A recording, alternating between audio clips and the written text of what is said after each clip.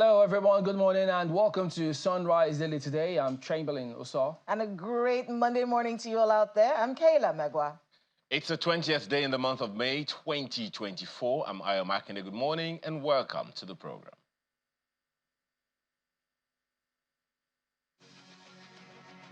Well, yes, indeed, 25 degrees centigrade here in Abuja. It's Monday morning, bright and early, so that's why you get to see this shot and people just streaming the world wherever they are.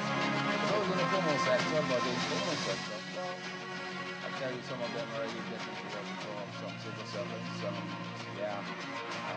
the way it is. I mean, when you have to do this kind of thing, you do what you have to do, but all the same, it's really good. And that is the Federal Secretariat in Abuja. This is responsible for everything, really. Everyone looks at the Federal Secretariat. It is where every policy, the implementation of everything that comes out of governance happens in these offices. The memos, the letters, the explanations. In fact, people call this place the engine room of government, but there, Federal Secretariat in the nation's capital, there are two buildings, and in between those two buildings is the Ministry of Foreign Affairs. But there, the red bricks or the pink bricks, as they look, and then, of course, Bullet House is on the other side. Okay. A very important part of the nation's capital there. Okay, but I'm not responsible for the crisis that happened in the city center some time ago. But all the same, I mean, you get the message. I think is it similar to, no, I don't know. I'll leave that to Ayo to decide. Similar to which one? To the one in Lagos? No. Ayo. There's no Federal Secretariat in Lagos. There's no Federal Secretariat. I don't know these things. People refuse to take me to Lagos to understand this place.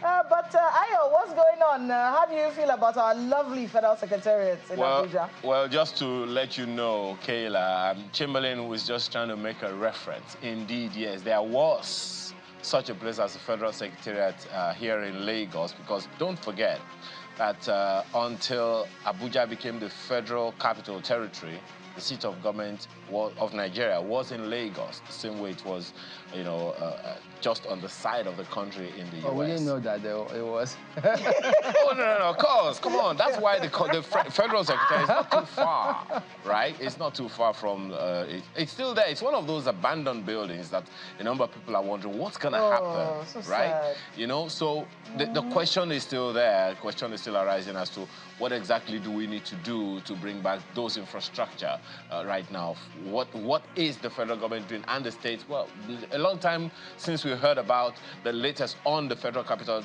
the Federal Secretariat in Lagos, but hey, maybe there's some progress being made, I don't know, but this is certainly an amazing sight for anyone to behold. And thank you for the wonderful work you do, all federal government workers. The temperature in Lagos right now is 29 degrees centigrade. It feels like 37 degrees. In other words, it's going to be quite the day.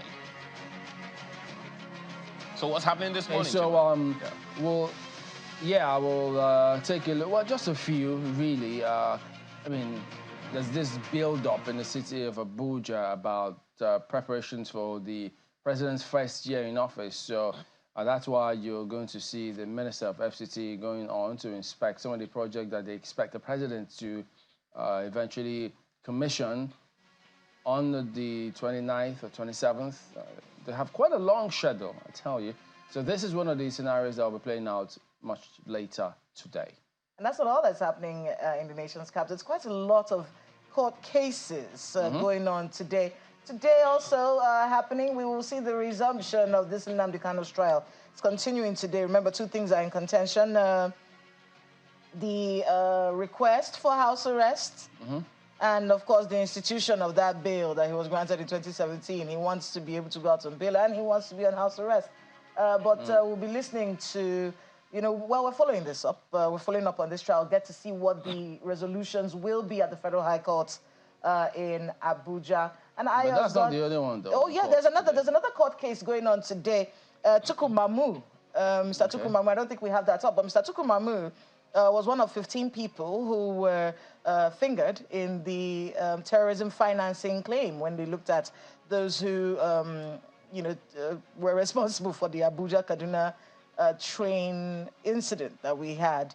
And of course, today he was arrested, named him as one of 15 people. So today, that hearing is also going to be coming up at the Federal High Courts in Abuja. We'll be following up to see exactly how that unfolds. Well, just to describe it, I mean, for a lot of people knew him as the go-between. He was those who were kidnapped. A negotiator, yes. Yeah, he was a negotiator. So things have gone south. And also the publisher of the Desert Herald. He's a journalist as well, so yeah. There you go. Okay.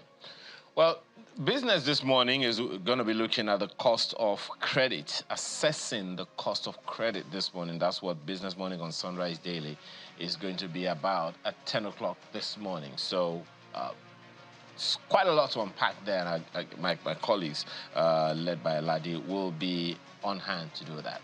So it's time for us to take a look at what the papers are saying this morning.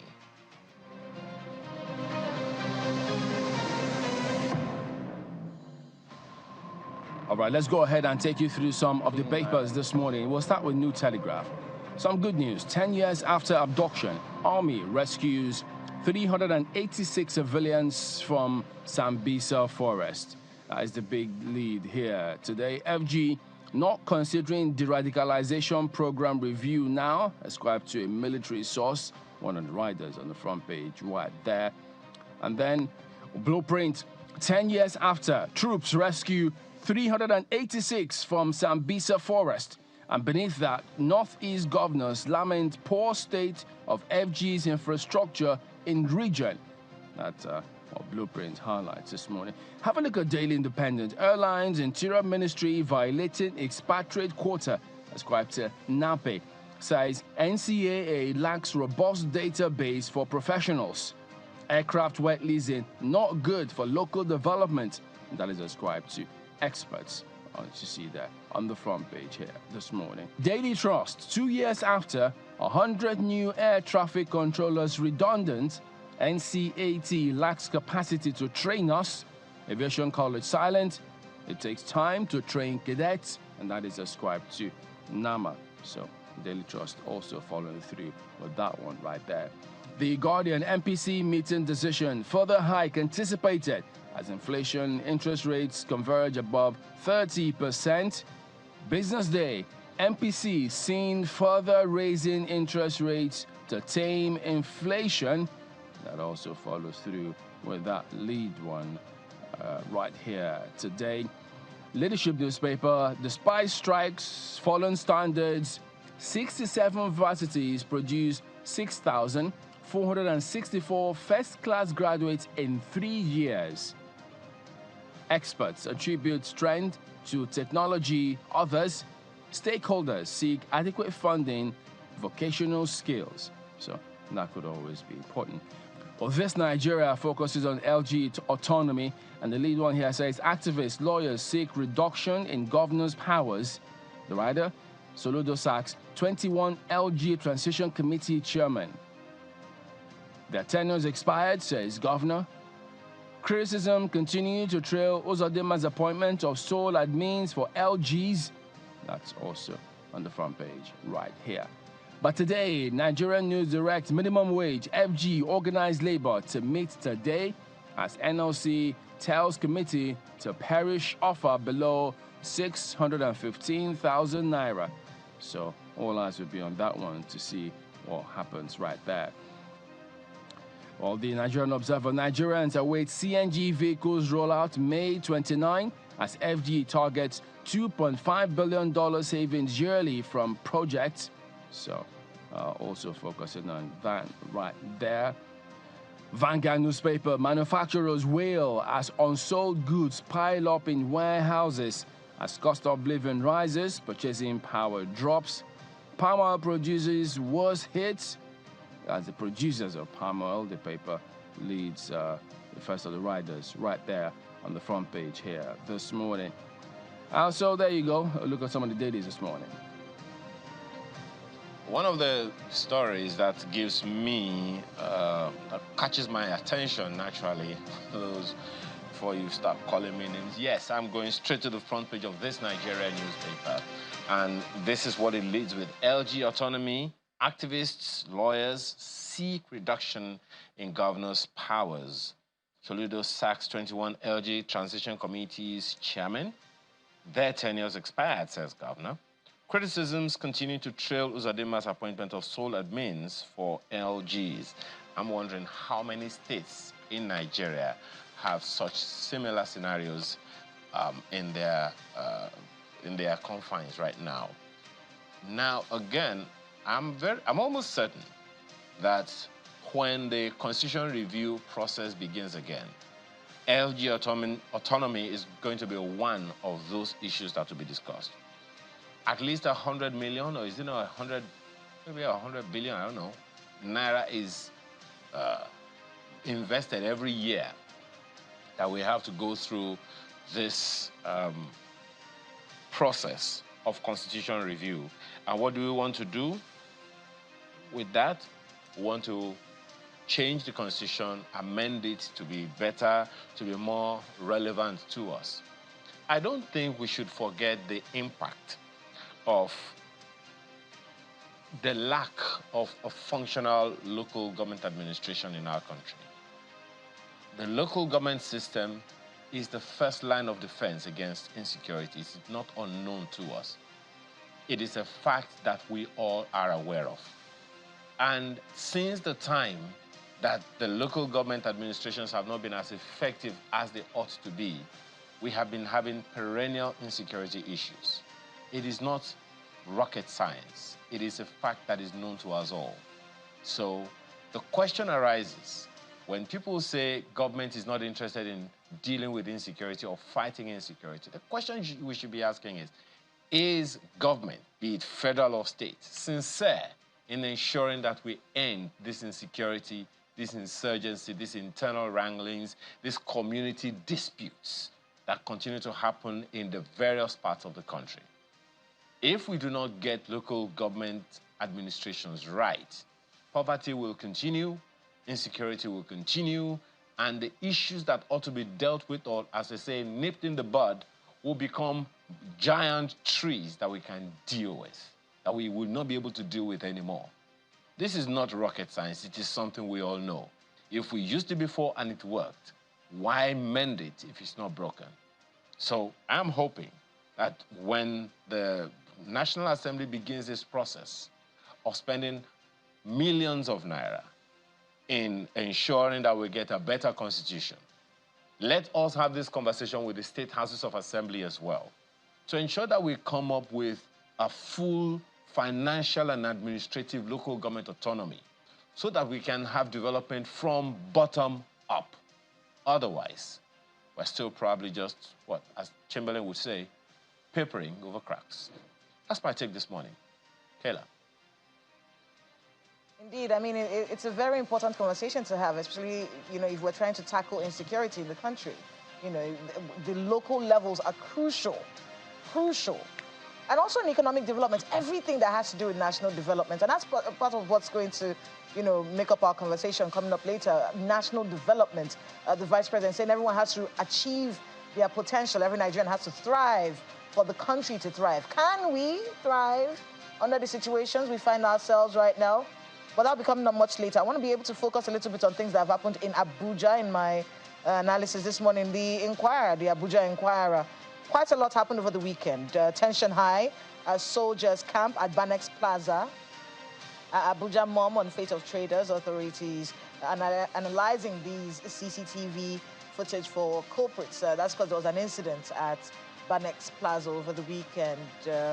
And we need the details. We need to understand what's really going on. And it's not the first time we're seeing this sort of clashes at plazas in the FCT. At the other time, it was at the Garki market, and now at Banex Plaza. So tension is high. Soldiers are camping at Banex Plaza. Banex is very crucial to business in Abuja. So many people do business. That is a source of livelihood for thousands. I didn't say hundreds, thousands of people. So something has to be done to ensure that that place is kept secure and people are able to do their businesses. And many of us have to go there almost every day. Everybody I know at least goes to Banex at least once a week because you're looking for one thing or the other. So that's going on over there at the Banex Plaza. And we're seeing more on that story from the Abuja Inquirer. And then I saw this headline that has been making the rounds all over the world. It's on every newspaper, every TV station. Everyone is talking about this story from The Guardian, and it's on page 3. Iran's supreme leader urging prayers for the president after the chopper's hard landing. The details are still a little sketchy. I think we should get some breaking news really soon. No, I have to. We've got it. We've got it already. So this headline is a little old, isn't it? Yeah. So yeah. They put to bed. Of course, I mean, at the time they put to bed, yeah, it only came up this morning. Yes. That update. So yes. Naturally, yeah, that can be the case. So prayers are with the people of Iran, and everyone, the Ayatollah is urging for prayers. So our prayers are with them in this time of need. Yeah, but about the Banex, all the time that I was in Abuja, he never went to Banex. So I say everybody's life depends on that. Wow. I didn't say everybody's life depends on it. Lots of people go there. A lot of people go. You've been to Banex for something at some point. I don't remember when last. Oh, but at least you've been to Banex. Banex is very important. So we need to keep that place safe. They need to change the security we need to keep everywhere safe. Banex, not just there. We're focusing on Banex this morning. Please keep Banex safe and everyone behave yourselves. Well, it'll be interesting to see what happens there because, I mean, I like to be pleasantly surprised if what will come out of that one. Yes, the military police have waded in. They've handed the other two, the military officials have been handed over to the army. And do you know what? One of the people who was one of the soldiers there, guess what? He's a military police officer. So they're supposed to even know how to conduct themselves because preliminary information was that they were on an illegal duty. So, but the dailies also did highlight how the police they're questioning some people over there, but I guess we'll see how all of that eventually plays out. But there's so many to digest on the front pages here. So you're always welcome to talk to us on any matter that you'd like to. We'd like to hear from you. So that said, we will take a break in just a moment, but we'll be back and then take you through some of the issues that we've got for you here today. So stay on with us.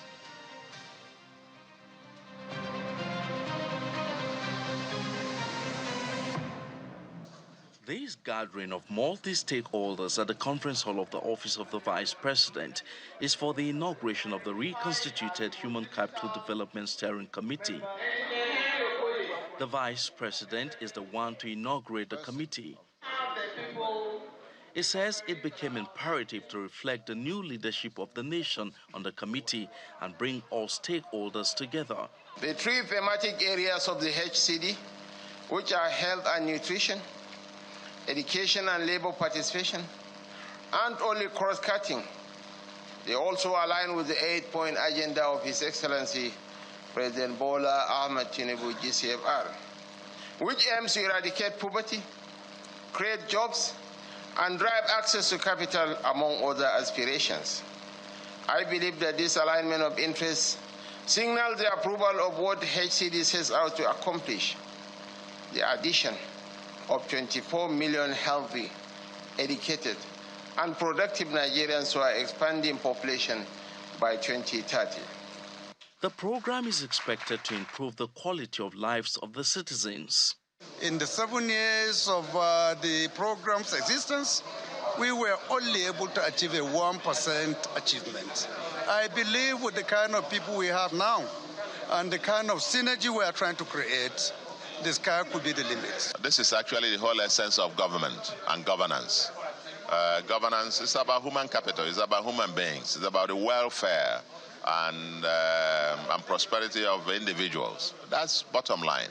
And the bottom line of all is about the human capital that is embodied in the individual. The state will have an important role to play in terms of teacher quality, the curriculum, the textbooks, the measurement so that children learn and have good learning outcomes.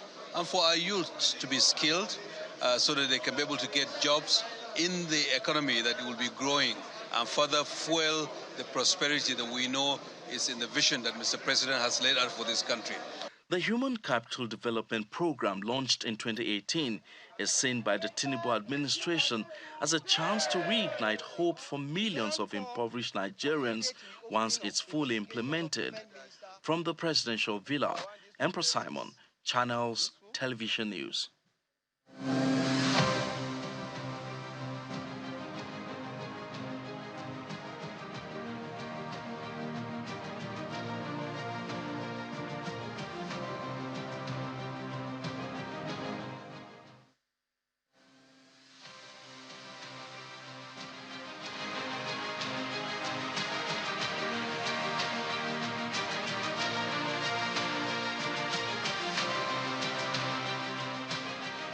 Welcome back. Yes, indeed, we're going to go ahead and talk about the economy, human capital development. They all connect. So we do have Rukaya El Rafai here with us. She is the special advisor to the president on NEC. I did ask that question too, in case you're wondering. And climate change, she's also the acting coordinator, Human Capital Development 2.0, which they'll talk to us about in a moment. And sitting right beside her, Dr. Ahmed Abdul Wahab, who is a senior health advisor, Nigeria Governors Forum, and strategic advisor, Central Working Group of the Human Capital Development Secretariat. Good morning. Thank you for coming on, both of you. Thank you. Good morning. Thank you. So let me start with you. We do know that human capital development is actually central to a lot of things. If no matter the policies and programs that are there, if you don't have the human resource in terms of the skill sets to get certain things running, we may just be groping in the dark, so to speak. So just give us a brief overview, because in that report, we did hear a focus on the impoverished, trying to bring certain things up to speed and build capacity. So just give us a broad perspective, if you will, on perhaps what the mindset and the approach to this is. Yes, so like you rightly pointed, human capital development is as good as any economic policy or infrastructure policies or plans. And, like you said, it's an integral part of prosperity of a nation and economic development, because you do need to ensure that your citizens are productive and they have equal opportunities. And this human capital entails having a holistic approach to ensure that from fetus, not even birth, because nutrition starts from the pregnant mother, down to the survival of that child, to the survival of the mother, to ensuring that a child has access to quality education, with particular emphasis on the girl child as well. And also tackling out of school children, that is a phenomenon, and access to quality healthcare and good nutrition, down to labor force participation. So it's a program that indeed has a very long-term results framework. I think of it as equating to the life expectancy of a human being. So it's fetus to old age. So now, coming to what this program seeks to achieve, it seeks to provide a very robust vision and a strategy for the country to follow on human capital development. And what's very interesting is that this was developed by the previous NEC, based on Nigeria's performance on Human Capital Development Index. Mr. Bill Gates and Alhaji Aliko Dangote came, and there was an emergency NEC, and the government committed to developing a robust strategy for human capital that was as good as the ERGP then. And, that's why I think we need to applaud President Bola Ahmed Tinubu and Vice President Shetima for continuing such an important program that demonstrates Nigeria goes beyond the political risks of discontinuing programs and continuing, and also ensuring that it's improved upon, because when you look at the launch of the steering committee, it's under the auspices of HCD 2.0. So there is an upgrade that is done. So this program hopes to bring together the federal, subnationals, donors, key partners. You can see NGF is also a key partner. So that's where you come in, Dr. Abdul Wahab, the governors component here. What do they bring to the table? What do we expect from them for this? Thank you, Chamberlain. So when you look at the whole NEC, governors are also members of the National Economic Council, and the decision to actually pursue this cause was a collective decision between the federal and the state. And the expectations from the state is most of the implementations, most of the activities that are going to be done at the subnational level. And it is very important that the states, particularly the governors, own these initiatives and then they drive it themselves. When you look at the components of the HCD, broadly the HCD for Nigeria, the focus is on 3 areas: health and nutrition, education, and labor force. So when you look at all these 3, for you to be able to succeed in these 3, the state has to be actively involved.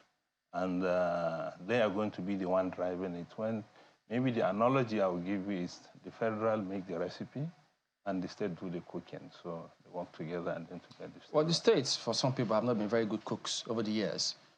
Because if you look at the unemployment figures in some of these states and the policies in some of these states, they don't see the private sector thrive.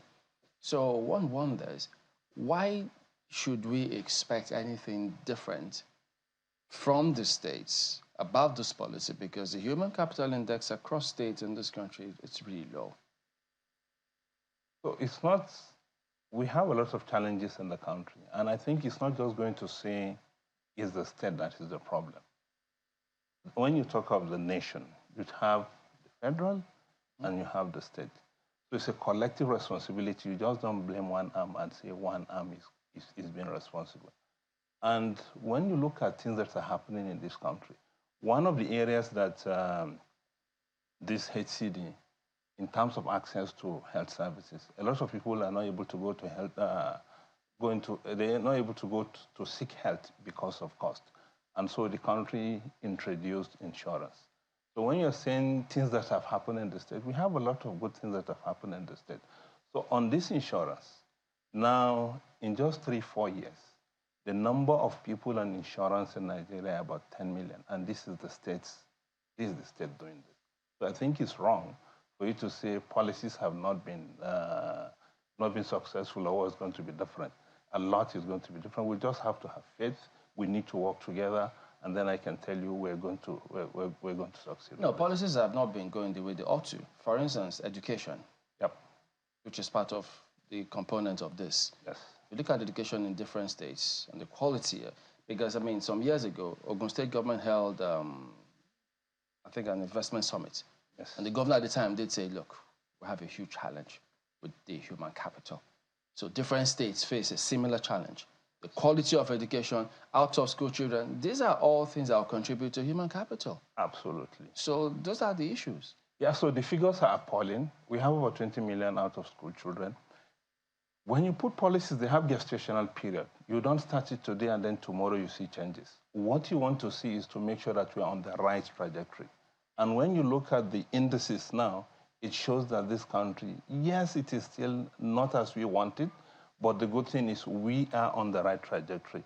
And then you don't get this thing achieved just in 1-2 years. How are we on the right trajectory?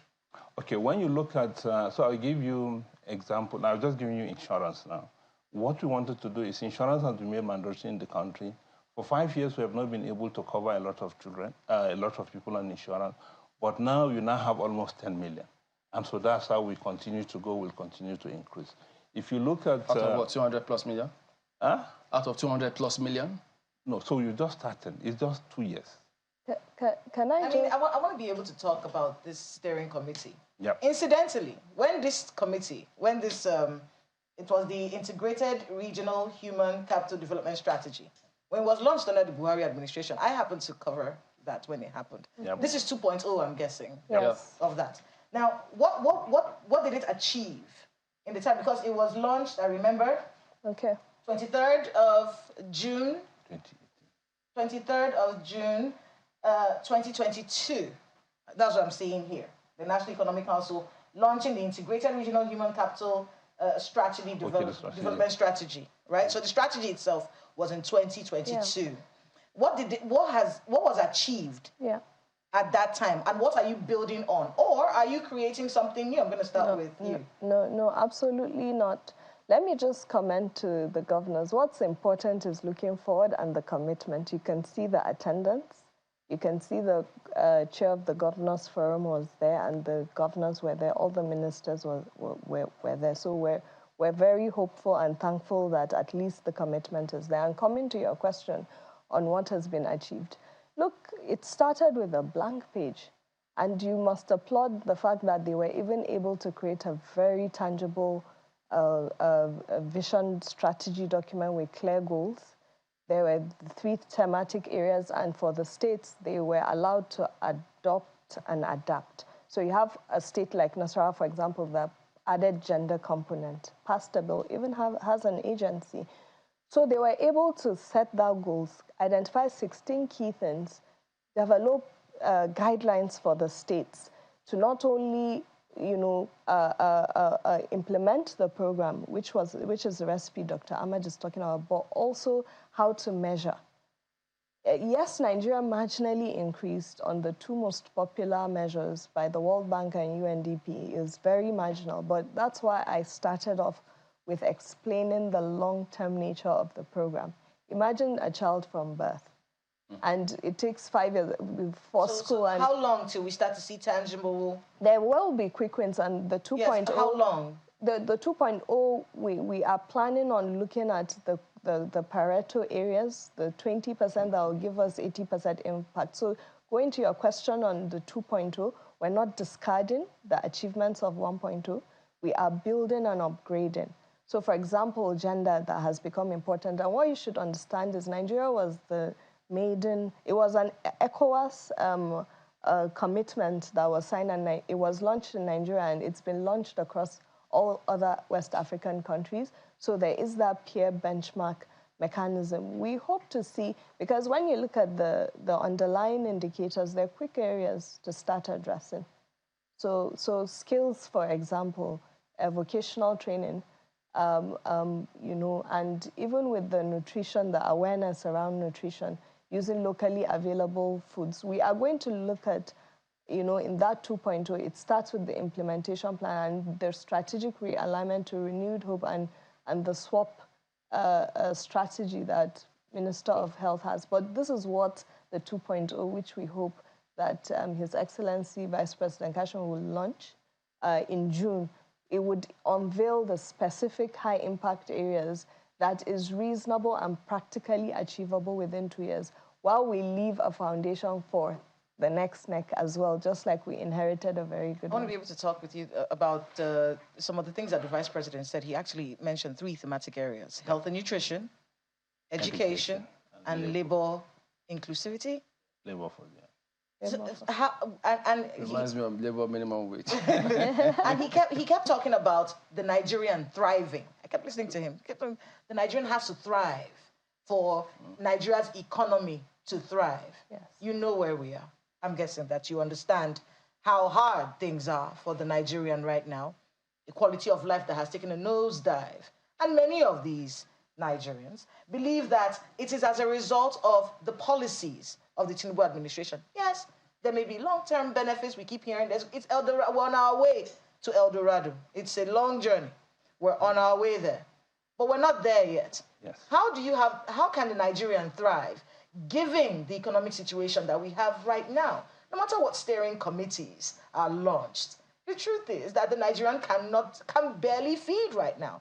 So how do you have a Nigerian that thrives under this plan? Okay, thank you. You see, when you look at it, when you say the issue of the economy that we're having problem, one of the things that wasn't, if someone is sick now, for instance, I want to talk about universal access to health, universal health coverage, which is one of the key things that this HCD is driving.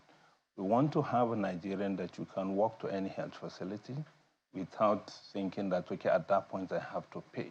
You can access care without you going into any catastrophic expenditure. So yes, we know the economy is bad. I know the economic experts are doing all the necessary things. I can only talk to you from the perspective of things like health, education. So in order to mitigate effect on the Nigerian, so the plan is to have a universal health coverage. If you remember, the Honorable Minister with the President launched in December 12th, just last year, this compact on making sure that each Nigerian have access to the health they need. And all the governors have signed it. The President signed, you have international partners. And the whole idea is you should be able to walk into a health facility. Maybe you don't have a problem. You can just go into any facility and access care. You can be able to pay out of your pocket. But majority That's a problem. That's a problem. Yeah, so that's... Why should we pay out of pocket? No, that's what we're trying to take off now. But most people who, quote and unquote, are on, what do you call it, health insurance, yes. They only cover some Panadol and some headache. They can't go beyond a certain limit. I don't know. There's what we call... Very insignificant. No, there's what we call minimum package of care. So if you look at that minimum package of care, it looks at what are the causes of mortality in Nigeria. When you talk about childhood mortality, for instance, what are the common causes? Malaria. pneumonia, diarrhea. These are not rocket science. The treatment that you use for this is not something that you have to go to abroad altogether. This Panadol you're talking about, Panadol, ACTs, these are they're very cheap. It doesn't mean that you have to get some very complex, expensive drugs. So you go to facility and you're able to access this. And what is important, you go to the PHC facilities. We are not in Abuja here. You go to the rural area where people can be able to access these drugs. You're surprised some people... Can I ask you a question? Yes, please. And on the state level, what's the minimum health care that a person can access in the subnationals? So when you're talking about the minimum package of care, so as a child, for instance, you can go, you can get immunization services. Immunization? Immunization, you can get antenatal services. And then if a woman delivers, you get delivery service. And then after the delivery, you have basic postnatal care. And then when somebody is growing up, you can also have family planning services so that you can, if you want to space children. And then if you have things like malaria, pneumonia, what I said, those common causes of illness, you can access it. But like I said, I think it's good to say that this is the trajectory that we're going. And then now we're trying to make sure that if you go to any facility, you're able to access. I'm not saying you go to all facilities now, you're going to get that. But that is what the target is. How do we measure these things? Because, I mean, I know you spoke about we are hoping that a lot of things will happen. So what should we, how do we measure and when, such that rather than hope renewed is not dashed at the end of the day? So it's interesting. We have some, from the office of the VP, we have some very brilliant guys that are using this IT, trying to get perception of the populace. Not just they measure with perception? In terms of, they look at what people are saying and what are their complaints. No, I'm talking about in terms of the results of no, that's the results. Working or not. No, so we have a robust M&E. We have a robust M&E that looks at these indicators. So we have immunization coverage, out-of-school children, vocational training, and all those. So we have those very robust monitoring and evaluation framework. But beyond even that one, that even have the one that you can be able to get the, what do you call it, perception of the populace somewhat. So you put everything together. So let me come in here. The indicators are not so different from the health. For example, for health fertility rate, maternal mortality rate, under 5 mortality, under 5 stunting, that's the hidden hunger, which is more detrimental to a person achieving their potential, because it's about a Nigerian being able to achieve their fullest potential. And right now, based on the indices, is at 30%, like 0.3. The highest, the best performing country in the world is in the 0.7880. So what it means right now is the child will only be the potential to the chances of an average Nigerian child, and that's what we're trying to improve. For education, we're looking at pupil to trained teacher ratio. We're looking at number of out of school. We're looking at harmonized test scores, youth unemployment, and you see these are indices that have been set and compares countries. So beyond just these indicators, we're able to see how we're faring in a globally competitive context. At the end of the day, did they talk about how they intend to achieve this when we are grappling with power supply? So it was one of the discussions when the steering committee. Okay, so immediately His Excellency Vice President Kashim Shettima inaugurated the steering committee. There was a more technical committee, the core working group. UNDP raised.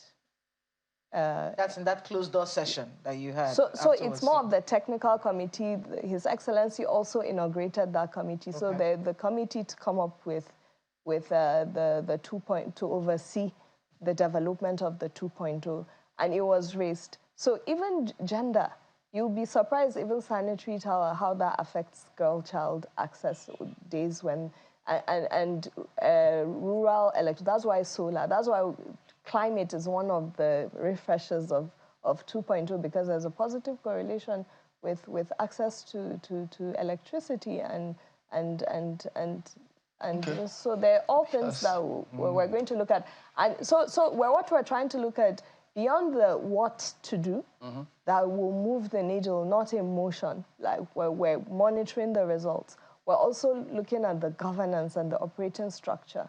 We're trying to look at how to collaborate with private sector.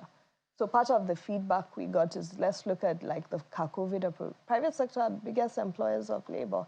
So PPP, what's sustainable funding plan for such a long-term program and the kind of oversight that will help pool the funding in the constrained fiscal space? You keep talking about perception. Maybe you should go with this because part of the question we hear from people, they keep asking, what has Nigeria ever done to any one of them? Because you're comparing us to different countries. Those countries have policies where from once you're born, the country takes care of certain things for you up until a certain level. But here, your guess is as good as mine. But don't worry, hang on. Ayo has questions for both of you. Go ahead, please. Thank you, Chamberlain. You know, let me begin with the gentleman with you right there in our studio. You know, when you were talking the other time, my colleague was asking you, Dr. Abdul, my colleague was asking you about the governance. So I'd like to begin from there. You know, there's this general saying, and we all know that if we don't know where we are coming from, at least if we don't know where we are going, at least we have an idea where we're coming from. So I would like to ask you, and perhaps also to spade a question that was also put forward by Kayla earlier, about how well have we done in terms of intervention from the states? Because there needs to, I know that the roadmap is something that is being worked on and all of that, but what do the governors need to do? Are they aware of the specific or peculiar situations that they have to solve in terms of human capital development?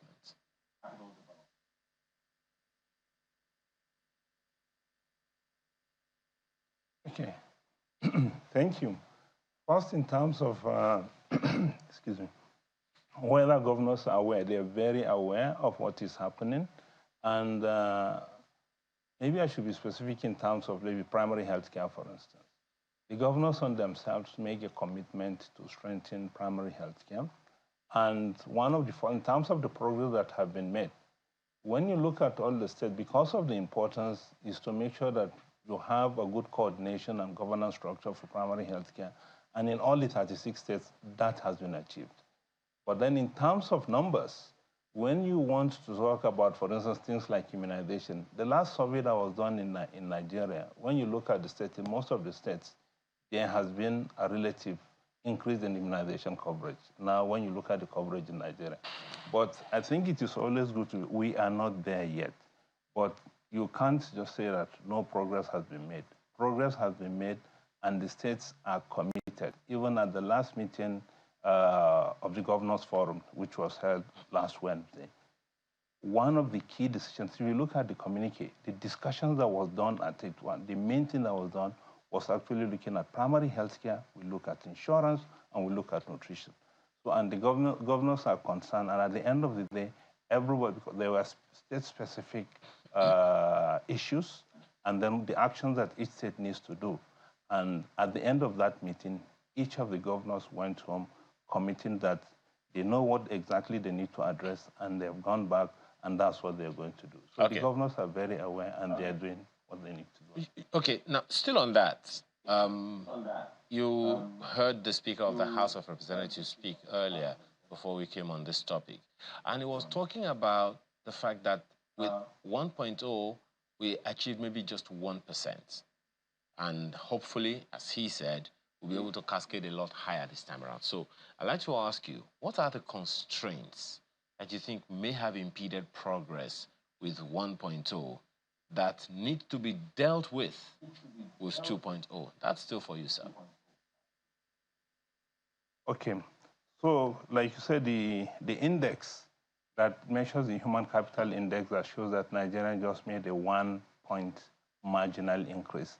And what we're saying is we want to make sure that under 2.0, we're going to make a more, we're going to make a better, it's going to be more than that 1.0. So what are the issues? So the issues that we identified, issues around governance, issues around funding, issues around coordination, things around gender, even trying to be innovative at least the nexus between climate and some of this human capital has been identified. Those are some of the issues that are going to be introduced. We have, in the previous one, we have like 16 interventions. And like you heard the acting coordinator mention, you have some states that added some other interventions. So we're going to make sure that things are tailored to the needs of the respective state. And hopefully, with the commitment that we have from their excellencies, we will be able to make more traction under 2.0. And it's good to also stress 1.0, like Rukaya used to say, is like an upgrade. So you're moving from, so it's not that we're throwing out everything wholesale, we're still retaining a significant part. And specifically those lessons that we learned in implementing from those ones that needs to help us improve are those that we're improving on so that we have a more better, smarter initiatives that will help us to achieve our goals. Let me come to you, Madam El-Rufai. I see that education is one of the ideas, one of the issues that are going to be addressed with this 2.0. I was actually looking out for something in the area of technology. Do you think it's embedded, or should we expect that? AI is going, literally taking the world by storm. So to assume that technology is embedded and not be specific about it is something that might harm us in the long run. So in what way are we integrating technology? Because if we are looking at it in the basics, as it is, it will look like we're just trying to catch up. Meanwhile, the world is not waiting. Yeah, like you rightly pointed out, the greatest challenge for any policymaker right now, especially in Nigeria, is how to maintain a balanced agenda. How can you address these current challenges while positioning for the future? And in fact, I have right here in front of me the ECOWAS adopted indicators. And like I pointed out earlier, it's not only Nigeria that is implementing this program. And one of the key additions that has been realized from lessons learned is to open up entrepreneurship, financial inclusion, and digital economy.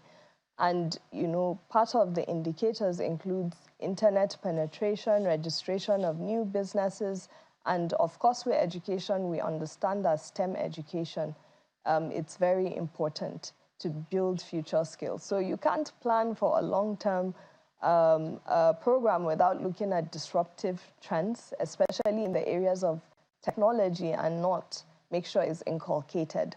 So that's why we said, that we're not throwing away 1.0, but we're going to upgrade in line beyond the strategic alignment with Mr. Bola Ahmed Tinubu's Renewed Hope agenda and Professor Pati's SWAP, and also the NEC agenda. We want to also ensure that we remain globally competitive and, we build future skills, the work of, and position Nigeria for the work of the workplace of the future. Let me hope that we're going to be having more conversations with you, madam, because the natural question I would follow up with is how? How will that be achieved? How are we carrying people who do not understand technology along to be able to bequeath a legacy they don't understand to the future generation? How are we engaging young people? Yeah, right? Yes, I identify the delicate balance you talked about, but how are we going to engage young people? Part of the program that you listed here is continuous engagement. The question is, how? Because we hear these, I'm almost certain that quite a number of people are not even aware there was an HCD 1.0. So how will the engagement happen? How will the awareness happen so that Nigerians are not just aware, but can take ownership of this, especially in a way that it will interest them personally? Okay, so while the 2.0 is being designed, there is a transition structure that we developed, and beyond separating the program, such that the program is accelerated, there is the M&E data, and there is the stakeholder engagement, advocacy, and comms. Because we do understand the need to play the advocacy, because at NEC, that's what the main contributions SNEC can provide. Beyond providing a platform coordination, you could advocate and create the awareness. So in terms of the how, I would plead with you to wait till 2.0 is launched by the National Economic Council and my principal, Vice President Kashim Shettima. Then I hope that we'll come back and we'll discuss in greater detail. Now we want data and the lessons learned and engaging the right stakeholders to help inform and looking at the peer comparators with other countries that we hope by June, God willing, we'll launch the 2.0 that would detail out the how. And I'm going to take this as a feedback, you know, and we'll make sure we accelerate the advocacy and the communication. All right, so as we wind down, Dr. Abdul Wahab, let me ask you, I mean, according to this document, this data obtained from a document prepared by UBEC in March 2024, it showed state-by-state matching of grants, which was not accessed by this state. And it turns out that 27 of the states, 27 states and the FCT failed to access 54.9 billion naira UBEC fund. And I'm saying that for basic education, by the way, and I'm saying education is one of the key components of this here. And if this is the case, the governors are falling short in this regard for basic education. So that's why people look and say, look, there's really a lot of grounds to cover. So if they haven't demonstrated this intent, so all of this that they're putting together and they can't do the basics in their state, for which they were elected for, by the way, how do we really say we can properly measure beyond perception in terms of actuality of what they will achieve? You see, the UBEC fund, I think there's a lot of more than just saying that state did not access. There are other issues why states are not able to access it. It's not just as straightforward that the fund is there, you just go in and access it. Are those issues impossible to address for decades? No, so that's the thing, is trying to unlock some of the reasons why you have. No. So now I think it has been understood. They'll be trying on a 6.0. No. Not a 6.0. What you're saying is it's not as straightforward as this thing that you say they have been for some time. And it's been there for quite some time. And part of the things that we'll try, we look at some of those gaps.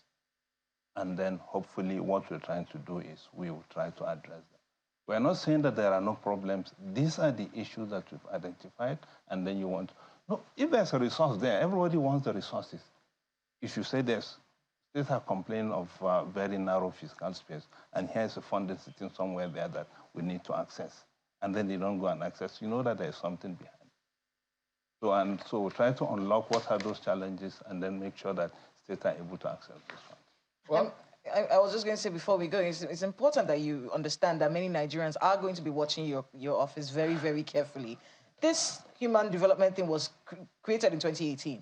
Yes. This strategy paper, 2022. Yes. We're in 2024. Yes. So it's just something you should have at the back of your mind. Everyone is going to be watching to see that is not another talk shop and waste another money again. Absolutely. So I think what we're trying to do is, yes, 2022, let's see. And then we're trying to actually... the awareness that we're creating, you're saying the advocacy, you want people to know this is what you want to do, and then you can hold us in terms of accountable for some of this. Human capital can work if this force keeps going up. If the price of diesel and petrol keeps going up, employers cannot employ to develop capital. Yeah, so there's several components to this, but we want to thank both of you for coming on. Dr.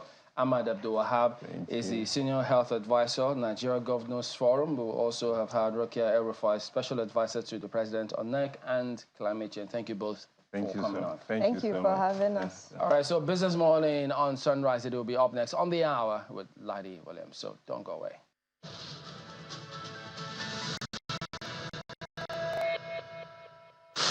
Good morning, good evening, wherever in the world you might be watching from. It's Business Morning.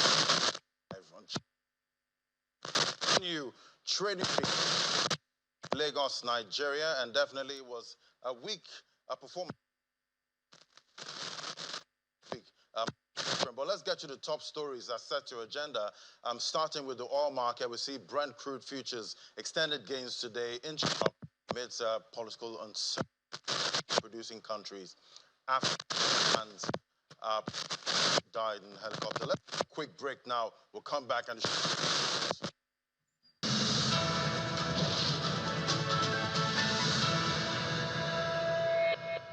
Welcome back. Well, as I was saying before, still volatility right in the global oil market at this time. We're seeing Brent crude inching up. Also, WTI, that's also up, leaving that 70, it was below $80 for a while now, but what, $83.75 for the WTI crude version, up 0.01%. Right now, investors will be closely watching disruptions to supply and demand in the market to see where prices are going to go next. But volatility, that's what analysts are expecting this week in the global oil market. Let's get a check on the FX market now. We see last week, we see the Naira there closing mixed in the official windows. For NAFEM, we got a gain of about 2.39%. That was for Friday of last week. Then we see on the flip side, NAFEX, that closed weaker, 1,531 Naira. That was down about 2%. So we're seeing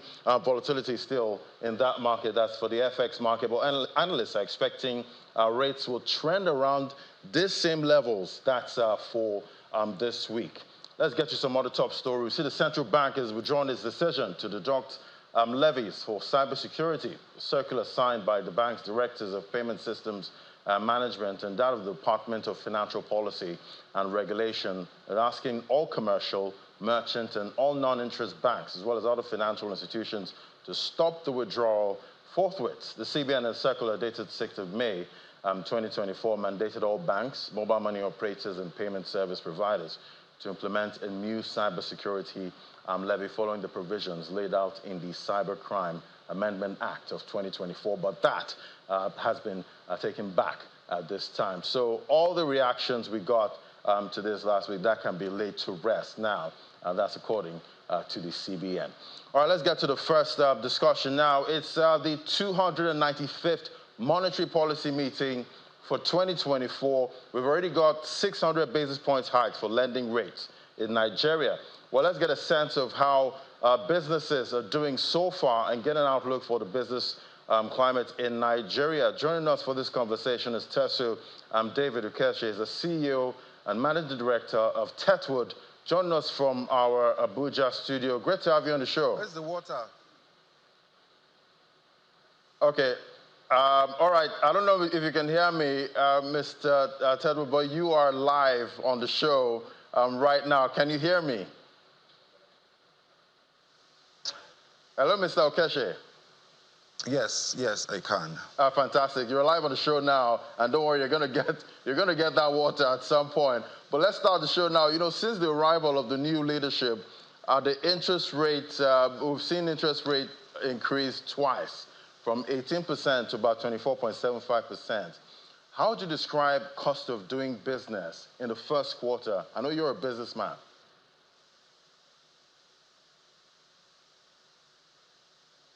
Hello, Mr. Ukeshe, can you hear me? Okay, thank you very much for this great opportunity. I don't know if you heard my question.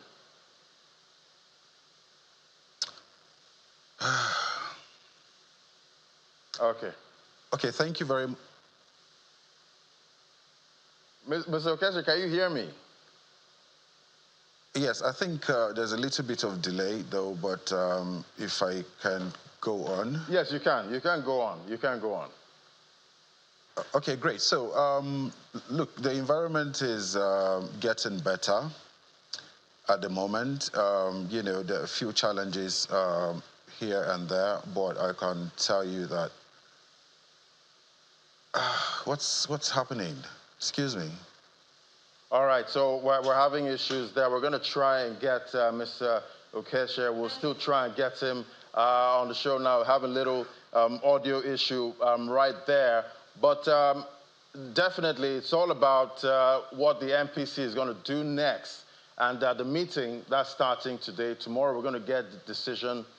But definitely, we're going to try and get Mr. Ukeshe to find out how businesses are doing. You know, right now, the first quarter, we're seeing cost of credit at high levels right now. Definitely, if you're going to the bank to get credit, I'm hearing, but I can't. Paying a lot. But Mr. Okesha, you can hear me, right? Okay, we're still going to try and get that audio. Oh, you can hear me very well. Okay, so as I was saying, definitely we've seen, interest rates up about 600 basis points. But we'll get back to Mr. Okesha. Let's bring in Mr. Olatunde Amolegbena, MD, Arthur Stevens Asset Management. He's also joining me via Zoom. Great to have you on the show, Mr. Amolegbe. Thank you, Ladi. Thanks for having me. Yeah, fantastic. So definitely it's all about what the CBN MPC is going to do with rates at this time. How are the markets bracing? Because right now, everyone's expecting another rate hike, maybe about 100 basis points or maybe 200 basis points. How are the markets bracing for this? I think that you're probably right on the balance of scale. We're most likely to see another rate hike, maybe not as aggressively as we've seen in the past. Nobody's expecting a 200 or 300 basis points increase this time around because, if you look at it, I'm sure some of the members of the MPC will look at what they've done in the last few months and think that, it is actually having impact on the market. They probably see some level of stability in terms of the FX market. They probably see inflation rates slowing. Maybe not started coming down, but the rate of growth of inflation is slowing. We are not seeing month-on-month inflation increasing by 300%, by 300 basis points as we have seen.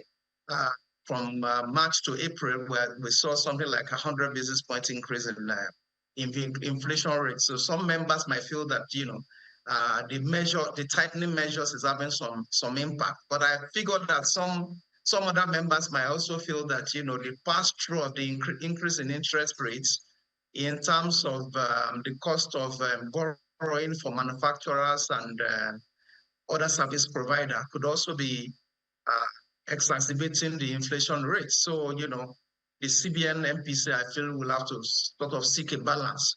We've not gotten to the point where we'll start seeing a situation where they start to ease the tightening. But I think that, maybe a 50 to 100 basis points increase this time around might be appropriate. So definitely, talking about the inflation numbers for April, there we did see it's another rise, but a deceleration at this point. Not as Mr. Amolegbe mentioned, the rate of rise is not as significant as we've seen in other months. We've seen food inflation still at that 40% level, 40.53%. That's for April. Headline inflation 33.69%. So, Mr. Amolegbe, looking at these numbers now, is it safe to say that inflation could be peaking, in Nigeria? I think that we are getting to the point where, honestly, you could even be seeing some level of consumer fatigue. You can only move price, so much before you start seeing resistance from even your consumers. So when manufacturers or sellers start seeing situation where their volumes start to drop relative to what they used to sell, simply because they are moving prices too fast, then you could see that resistance could also be helping to slow inflation. And I think that this is part of what we're witnessing at this point. And so ultimately, we're probably not going to get to the point where we start seeing inflation rate starts to drop.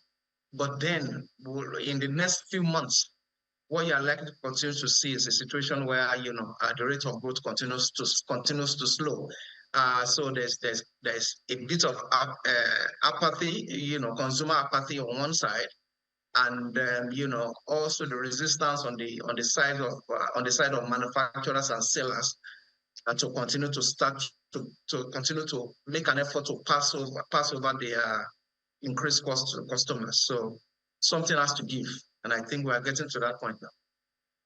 Right, and definitely, well, even in the U.S., we're seeing, the central bankers trying to get back to that inflation target of about 2%. But looking at countries like Nigeria, is it time to start shifting the inflation target, seeing how high or how far away we are from that? It's clear that though the CBN governor had mentioned that they are targeting an inflation rate of 21%, we are not, we don't seem to be moving anywhere near that level. Even the direction of the inflation seems to be north rather than south. And if we are going to achieve that inflation target he has stated, I will assume that we're in May, we should start to gradually be seeing rates start to move south gradually, but we're nowhere close to that. So it might be appropriate for them to take a look at their figures, take a look at what is happening in the economy in general, and probably adjust their expectations to meet with reality. Right, definitely. Reality is hitting everyone at this point. But talk to me about the markets now. We're expecting the decision by tomorrow. The meeting is starting today. How do you see the markets reacting? Well, definitely consensus is that there will be another hike. Are you expecting the equities market, investors there, to react to this, or it will just be correction as usual for the NGX All-Share Index? We've seen, the equities market has always been a forward market. So some of these issues are such that analysts will have worked into their evaluations already. I think that we've probably seen some level of correction already to account for this expected result from the MPC tomorrow. I think that even after the result is, the announcement comes out after the meeting, there might be some level of correction. I do not see a significant drop in prices, given that correction has been happening over a relatively longer period. But I expect that the correction will still continue, and then we'll probably achieve some level of stability, maybe by the third quarter of the year, when we see what the impact of some of these policies on inflation, and we actually see that the inflation rates actually start to come down. But for now, in the equities market, I expect that correction will continue. The bond market and the fixed income market, we are not.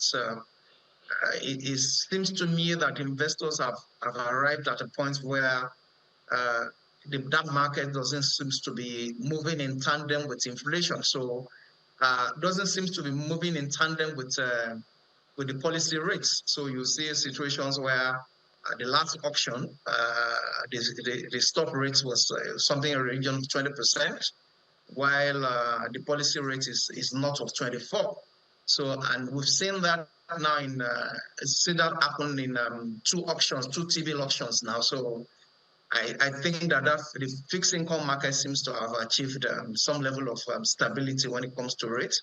The equities market will continue to react, but albeit at a steady rate.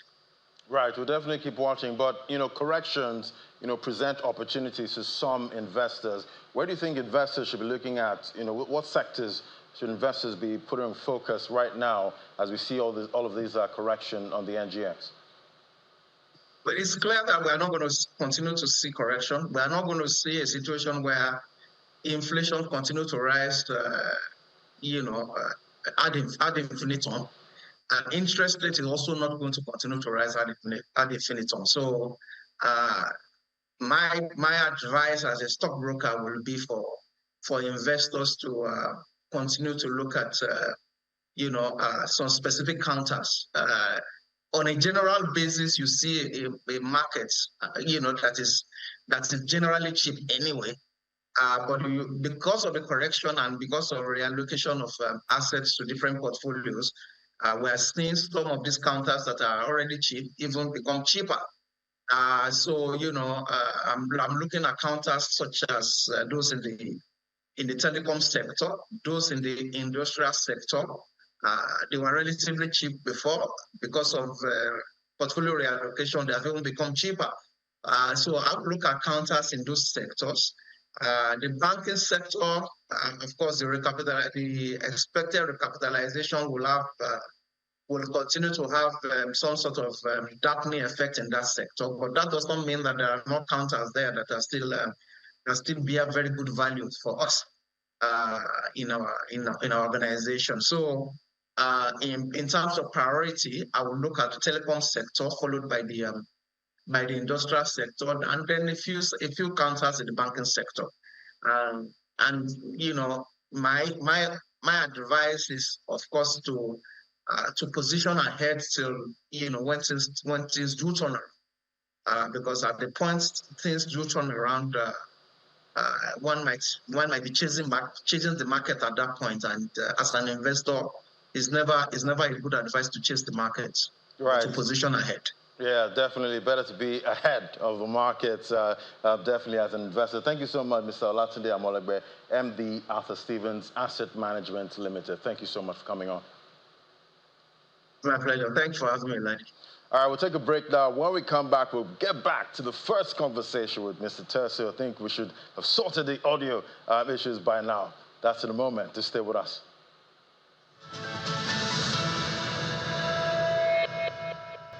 Welcome back. Well, let's find out how businesses have been navigating the high interest rate environment right here in the first quarter, with about 600 basis point increase in the lending rate. And let's bring back Mr. Tercio David Ukeshe, is the CEO and Managing Director of Tetwood, right there in our Abuja studio. I'm sure you can hear me now. Yeah, I can. Fantastic. So let's get back to the conversation now. I said, since the arrival of the new leadership, we've seen about 600 basis points there for cost of credit. And I know you're a businessman. Talk to me about how people in your industry are navigating this high interest environment. Okay, thank you very much for this great opportunity. So it's quite simple. I mean, I want to start up with the Bank of England, for instance. I mean, the interest rate is at 5.25%. And I'm advocating for this interest rates to be able to come down. Reason being that the higher interest rates, the risk of having manufacturers not getting credit from the banks, because everyone is not convinced to take money at a higher rate, and so if you have this, if you have that the rates lower, what happens is this: there's more spending in the economy, and then you have the inflation rates lower a little bit as well. So I want to encourage. So it's quite very easy to be coming from the outside, and the guys in the inside in CBN and others, we might not see what they are seeing. So it's quite easy to share our opinion, but we are advising that, look, if there's any possibility, remember Mr. President saying some time ago that he wants the interest rates to be low, because he understands, coming from the corporate background, that, look, if interest rates are low, companies, manufacturers, traders, everyone will be able to borrow at a convenient, convenient pace that they'll be able to pay back. So that's my take on that. And looking at the environment at this time, definitely everyone's looking for. They want that steady cash flow, and you need credit, to be affordable at this time. But what do you think the government can do, at this time, to allow for producers and businesses, because right now we're dealing with inflation numbers, we've not seen in a long time. What do you think can be done to support businesses in, bringing prices down, at this time? Okay, so let's start with the aviation. I'm encouraging the government to do something about, how about we give, tax holidays to the aviation industry, for instance, so that we can make, movement easy, because a lot of business people, the traders, the SMEs, those guys who push the engine, these are the guys who control the engine of, of the economy, those small businesses that you have around. And so you can imagine a small business person, a young fellow, wanting to go down to Lagos or Kano to be able to, buy or sell or, go for a business meeting. He needs to spend maybe 150 or 200,000 for economy class. This is so expensive. But if we give tax holidays to these guys, we will, they will have no choice but to crash down the travel, the air tickets. This will help movement and goods and services. So that's one of the fast and quick thing that the minister, who is doing a great job, can look into as well. And let's look at another big issue now, currency. The currency, the Naira, at this point. We saw weakness last week in the FX market. And we've seen how, currency devaluation, how that has played into the results we've seen for the first quarter for some companies, listed on the stock exchange. So talk to me about how the private sector, is seeing currency and FX issues, at this time. Is there confidence, on your part that we'll see stability, in the FX market going forward? So it's quite very simple. Look, I mean, dealing with Forex is quite very simple. When a country is exporting, you bring back the foreign currency back into your country. And how do we do that? Companies are unable to get finance that easy. And I'm calling on the banking sectors as well, because this is a time we have to all come together and join our hands together to be able to help Mr. President and help the country grow, because business people need facility. They need cheap loans. That's why you have the Indians coming with their 0%, zero interest rates, money they get from their countries on other organizations that they belong to, and they come here, they do so very well because you can't compete with them.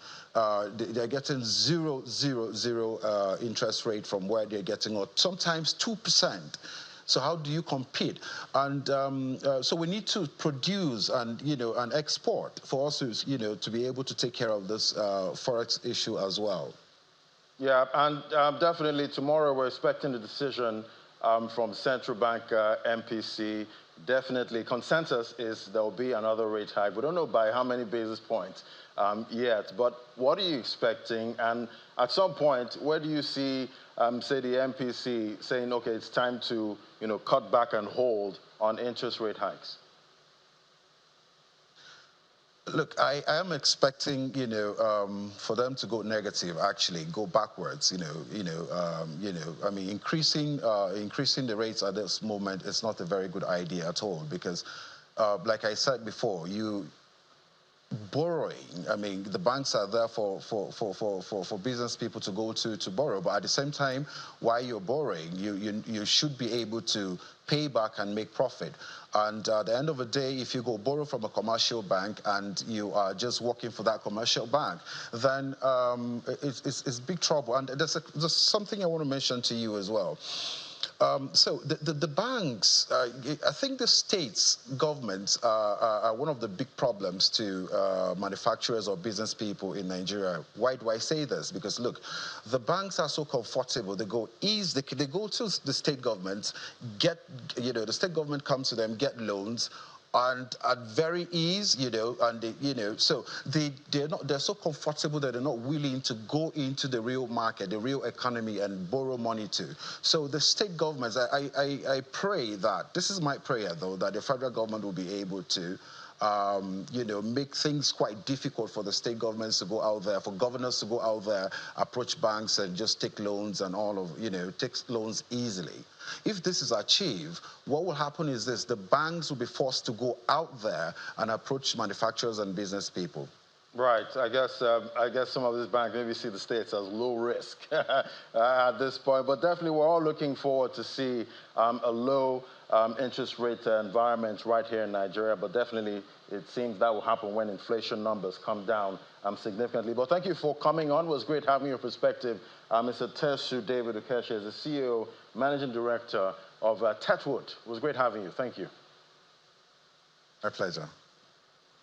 All right, so definitely countdown. Tomorrow we're going to get a decision from the CBN MPC. What's it going to be? Maybe 100 basis points, maybe 200 basis points, but consensus is there might be another rate hike coming for the next meeting. That's it from me on Business Morning. Markets are open now. We'll give a summary of closing numbers later on. I'm Ladi Williams. Bye for now.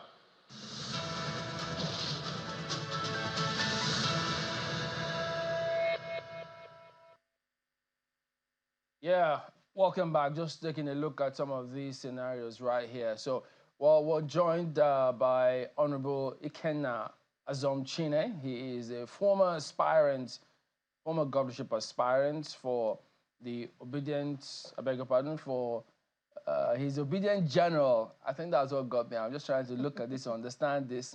He's Obedient General for a New Nigeria movement. He joins us virtually. Good morning, and thank you for joining us today on the program. Good morning. I will help you a little bit. Yes, please. Former governorship aspirant, Anambra State, 2007, under the PDP. Not Labour Party?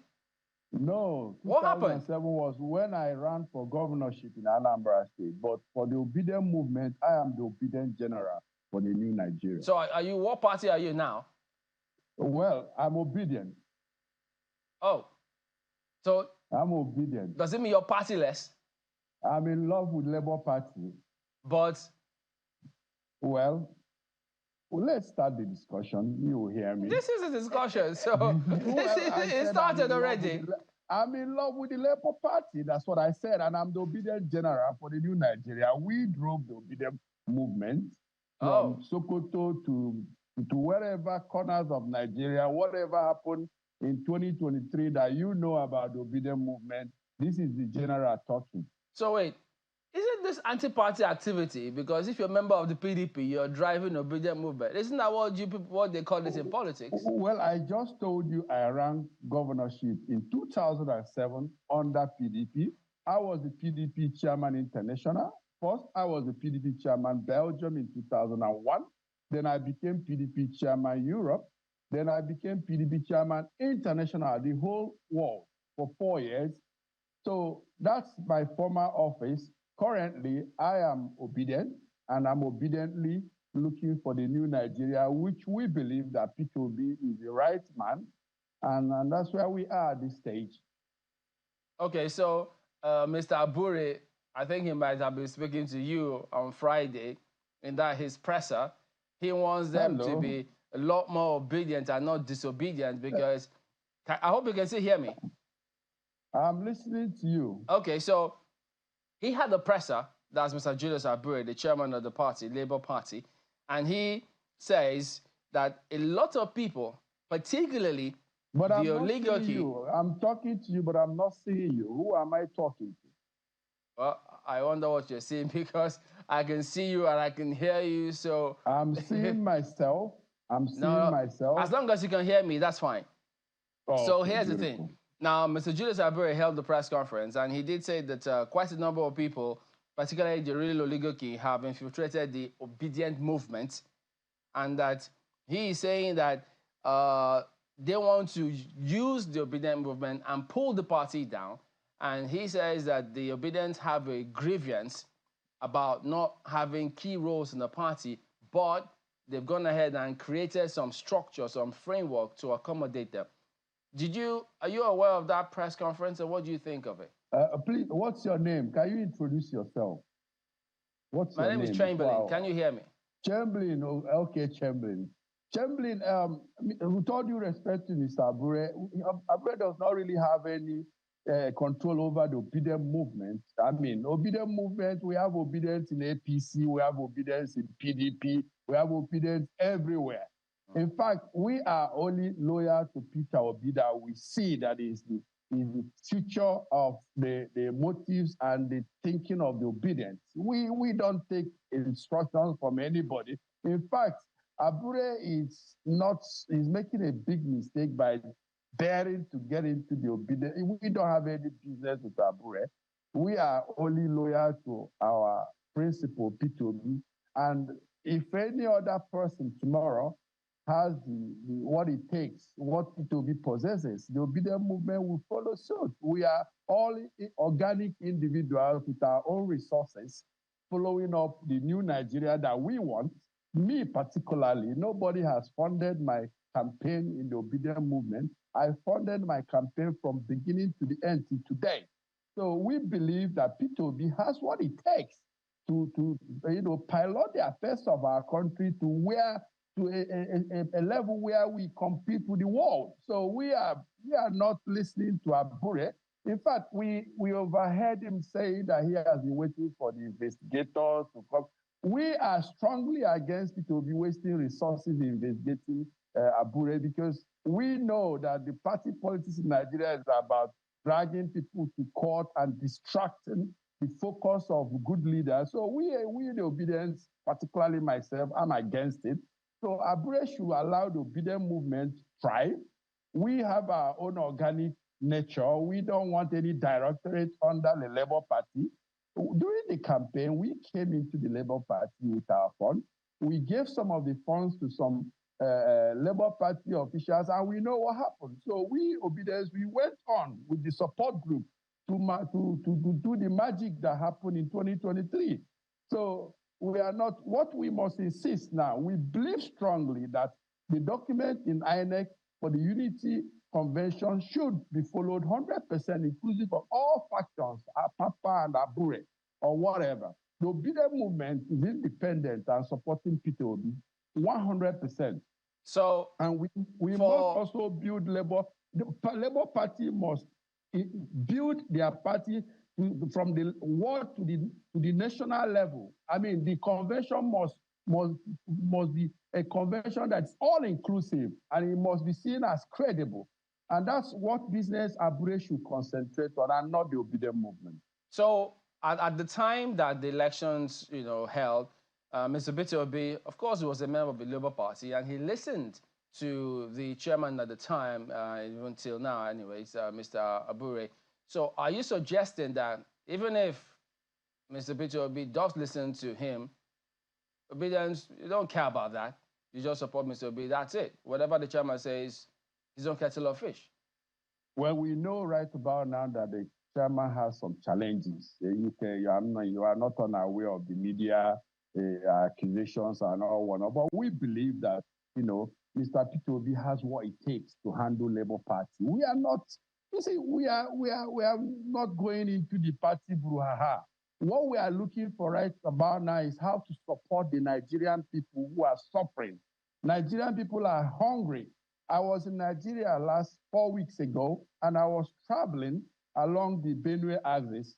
I ran into a lady carrying the corpse of her late husband.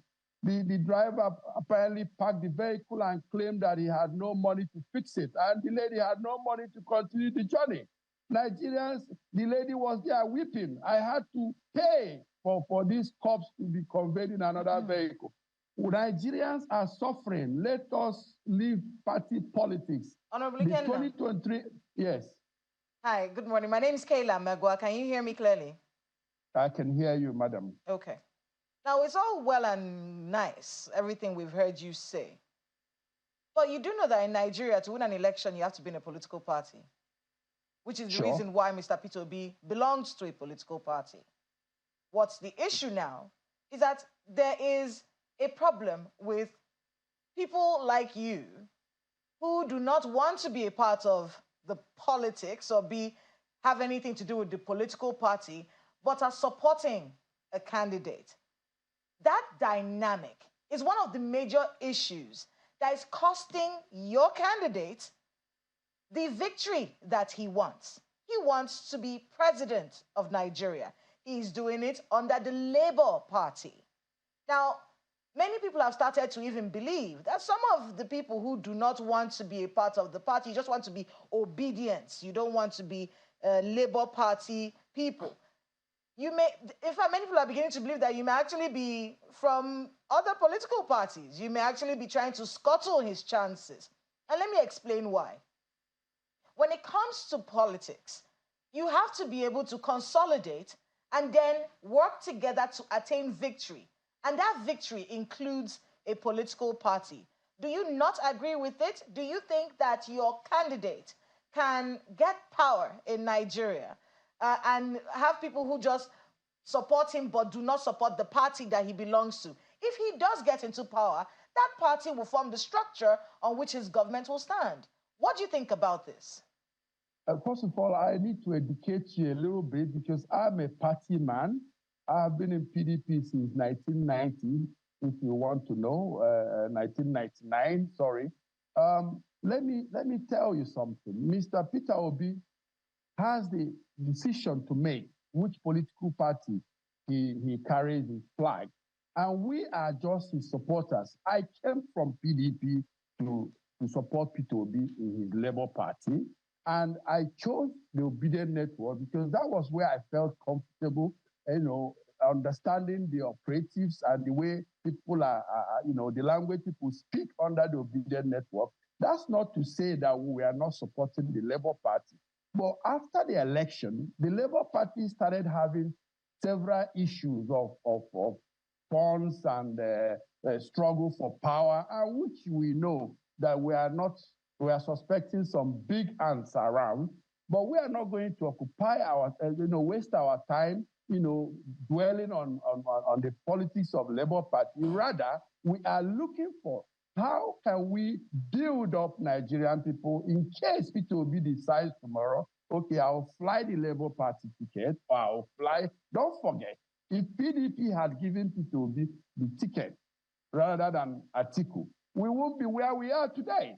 So I mean, Honorable, you've mentioned something very pertinent. Sorry to cut you there, but you've mentioned something very important, and I want to be able to take you up on that. You did say, you talked about some of the issues that the Labour Party had after the general elections. Would you suggest a different political party for Peter Obi in the next elections? Or can he, as many people have seen him do, standing by the Labour Party, standing by Mr. Julius Abure, do you think he should continue there or should he leave? And many people started this conversation when Mr. Doyin Okupe, remember, when Mr. Doyin Okupe left the Labour Party, saying, look, they don't have the same ideology as I do, and neither do they have the same ideology as Mr. Peter Obi. Do you suggest that he stays there or should he change party? Well, let me tell you what will pain me. It took us a whole lot of stress to say the Papa, Mama, Pikin to the local people. And that, let me repeat it again. Even every little dog or cat in Nigeria knew that we won the 2023 election. From my opinion, the Papa, Mama, Pikin is difficult to resell again. So I would advise that the Labour Party goes back to the Unity Convention with all parties included, and INEC must respect and give them this opportunity for them to be able to form a formidable force. Nobody will beat a United Labour Party in 2027 if that becomes the case. Only under Peter Obi. I want to be able to get your thoughts. What is this Unity Convention? You've said it twice now. Talk to us a bit about that. What's going on? What is the Unity Convention? You're not unaware of the Nnewi Convention that was hastily done. Almost 7 members without the support of NLC, TUC, and all whatnot. We are asking the Labour Party to go back to the drawing board, start from the ward to the national level, and conduct all-inclusive convention that is the joy of all of us who all come down to Nigeria. The diasporans, we didn't participate in the convention. And having an experience in conventions as a former PDP chairman international, convention is a time where party loyalists. But you're not a member of the party. Join the party and join the convention. What's the holdup? Join the party and you can go for their convention. Obedients are in love with the Labour Party and we're in love with our principles. If the Labour Party conducts its affairs the right way, obediently, we will be there. Well, Honorable Kenna, Mr. Abure did say that part to address some of the concerns that Obidients have. In fact, he says, actually, some of them are ward chairmen, party executives, local government offices, but that notwithstanding, he's gone ahead to create a portal, a platform, an app, a registration app that other members can take advantage of and become members. Would you utilize that? We will do that through the support groups. It's not the Obidient network. The Obidient network is an organic machine that does not have a leadership. We don't need Abure to direct the Obidient movement. The Obidient movement knows the leader. So the leader is Peter Obi. He should leave the Obidient movement alone. We are there. Yeah, he's aware. He knows the support of the. I traveled from Sokoto to Kaduna to the last state in Nigeria with our team, different Obidient networks. We went to villages. We translated our campaign slogans in different languages. I, for example, donated the office of Labour Party in Adamawa and inaugurated it. There was no office there until we found out there was no office. We gave Labour Party the strength to become what it is under the Obidient movement and the support groups. So we are not going to be joining issues whether Abure wants to give us a directorate or not, because we are well established. We have an organ, we have our network. In fact, today, Obidient movement is going around Nigeria supporting the vulnerable, and I'm sure he knows about that. So Obidient movement is not the problem of Labour Party. Labour Party just has to get their convention right, and the Obedience will be there for them.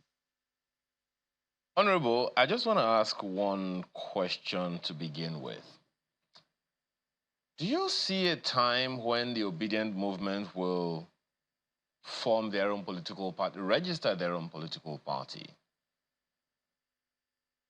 I think you should channel this question to Peter Obi. The Obidient movement is Peter Obi. So when he decides, if Peter Obi goes to PDP today, we'll all follow. We believe that Peter Obi will drive Nigeria to where we want it to be. Don't forget, some of us are in this political party business. We are not children, you know, like I can tell you. We can see, okay, you know where Nigeria is today. People can't afford food. A can of pig milk is 1,000 naira. You can't even fuel your cars. Nigerians are hungry. And we had Obidients had warned Nigerians that this would be the case today. You know, we don't want to, you know, be very or nice to the president, because he's already our president. We need to accord him some respect. But he had promised Nigerians that he would change things from the Buhari time to something new. But you can see that he's failing. We are even not sure where we are going tomorrow. You know, I actually asked you because you said you are the obedient general, meaning that you have quite, you know, quite a voice in the movement. Is it something you would recommend to your leader, as you put him, that look, these political parties are not, you know, really lining up. Let's form another party. Do you think it is something that might be considerable? I'll repeat myself again. The Obidient movement is ever ready to follow our principle to wherever he goes. Our principle understands the dynamics of the political party. It's a viable choice. Do you think it's a viable thought? Well, we are not thinking about that yet. We just want the Labour Party to go back to the drawing board and get its, you know, house in order. The Labour Party done well. I mean, it was able to carry the Obidient movement, the support group, and those that are yearning for a new Nigeria. We want them to get the system right, and then we follow them. Obi says, if we can't change them, we'll leave them. In one of his reactions to what is happening in the Labour Party, what do you think he could be talking about? Well, I wouldn't want Obi to dwell into a lot, because his focus is good. I mean, traveling around Nigeria, supporting those that don't really have any hope. Those resources, we need him to continue that route. You see, Labour Party is the threat right now. Even we are not unaware of maybe the ruling APC trying to dismantle the strength of Labour Party.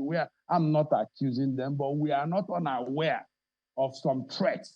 But what I'm saying is that Peter Obi should not waste his time dwelling into Labour Party. Labour Party should get itself in order for Peter Obi to see it good enough to come back to. Peter Obi should be the bride every party wants now to be able to have the presidency in 2027. If you would speak to the rumors making the rounds that some people are already speaking with Mr. Peter Obi in some other political parties, some are already speculating that the PDP presidential candidate, the former Vice President Atiku Abubakar, was thinking about stepping down. Some would put it in the dockets of rumors, and that maybe Mr. Peter Obi would be the one that they want to field in his place.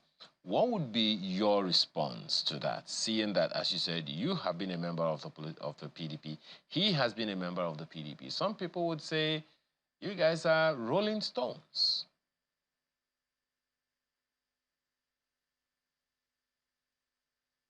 He will make his decision. If Atiku had done this earlier than now, we wouldn't be where we are. Like I said, I am a PDP forward. I knew what happened in Abia State Government House when we, members of the Anambra Campaign Council, went for a meeting, and we realized that some of them were actually routing for Mr. Atiku. And that was when I walked away from PDP. Having walked from 99 to today, I felt that the right person to be given the ticket in PDP then was Peter Obi. I never knew Peter Obi. I never met him then. I was already campaigning for him. So today, again, I will repeat it. Labour Party should put their ass in order so that Peter Obi will remain in Labour Party. But if Labour Party allows Peter Obi to slip away to any other party, that party automatically becomes what to watch, because we are waiting. Like I said, the Obidient movement, we are waiting for people to give us a sense of direction. What you think might be the sense of direction that young Nigerians have right now with what is going on? A good number of people agree that Nigeria, what is happening in the country economically, socially, politically, it's a long time coming. It's something that's been with us for a very, very, very long time. It's not just something that started in the previous administration, not even in the administration before that one. So I want to ask you about this before I ask you about the young people. Why is it that political parties tend to depend on certain strong individuals as opposed to the institutions themselves? You have been speaking about the fact that the national chairman of the Labour Party is not someone, that the Obidient movement is listening to. Meanwhile, the Obidient movement right now is using the vehicle of the Labour Party. The same thing is happening in the other political parties, where the national chairmen do not have as strong a voice as they did in the previous republics, the Third Republic, the Second Republic, even the First. Why do you think that is the situation? And do you think it is helpful so far? Well, it is wrong for you to say that the Labour Party, the Obedients are not listening to the Labour Party. Obedients are listening to the Labour Party. We want them to tell us their problems, and we will help them solve it. But I can assure you that during the campaign period, Obedients supported in cash and kind. We were there to, cover up for the Labour Party. I'm not going to come here and tell you what problems we faced with the Labour Party. What will make Nigeria work is for all of us to stop looking at big names. Let us look at someone like Peter Obi or somebody who comes from nowhere and gives us what we want. Nigeria is suffering. The point that I'm making, Honorable, is that every politician is riding on the platform of a political party. At least that is what the electoral law that we are operating says now. Before you can vie for any elective post, you have to come through a political party. Naturally, part of the structure of a political party is to have a national chairman, have certain cadres of leadership. In the case of the Labour Party, there has been this conflict with the national chairman, and that has also happened in various other parties in the country today.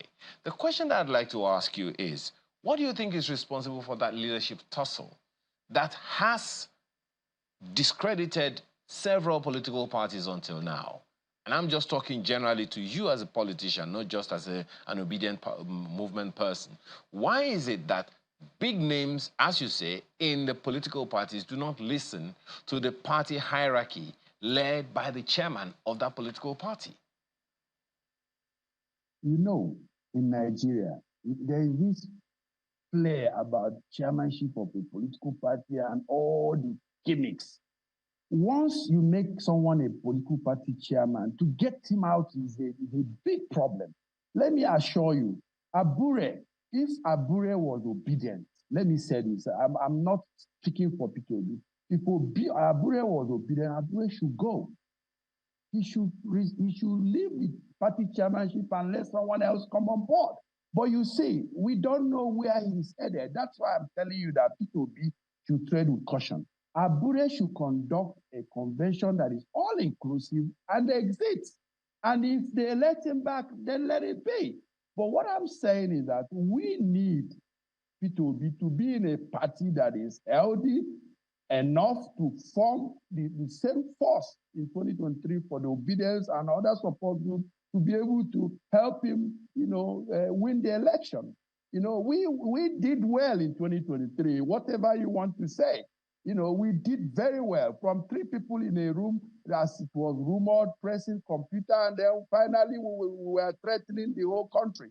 So what I want to say is that we are still ready to repeat what we did in 2023 in whichever party it is P2B finds himself.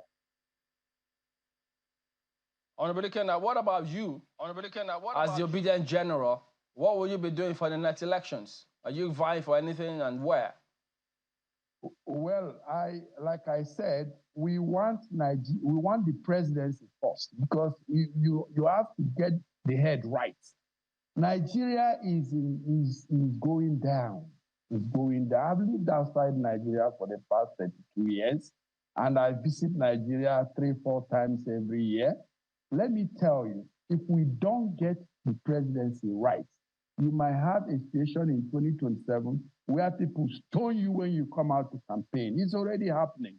And we told Nigerians, I was educated in the North. I lived all my life in the North, but I'm from Anambra State. What was happening to Nigeria and what is still happening to Nigeria is when it's time for election, then they go and dig up their bigotry and religious, divisions that they use to confuse the Northerners. But I'm sure Northerners are now feeling the heat. I listened to Buba Galadima, when he was asked, what does he think about the suffering Nigeria? He said that he's in love, they should suffer. I don't agree with him. Nigerians should not suffer. Nigerians should be re-educated. People, using religious and tribal sentiments should be disowned. By 2027, I'm sure, I'm not encouraging violence. When you come out with a certain political party plaque, you'll be stoned. I can assure you that. Honorable Iken Azomchine, former aspirant for Anambra governorship elections under the PDP and the Obedient General for a new Nigerian movement. Thank you very much indeed for your time this morning. My appreciation. All right, so that is the show today. We do thank you all for watching. We'll see you again tomorrow. Goodbye. I'm Chamberlain Uso. And I'm Kayla Megwa. Have a wonderful week ahead. Do have a wonderful one. It's the beginning of a new week. I'm Ayo Makinde.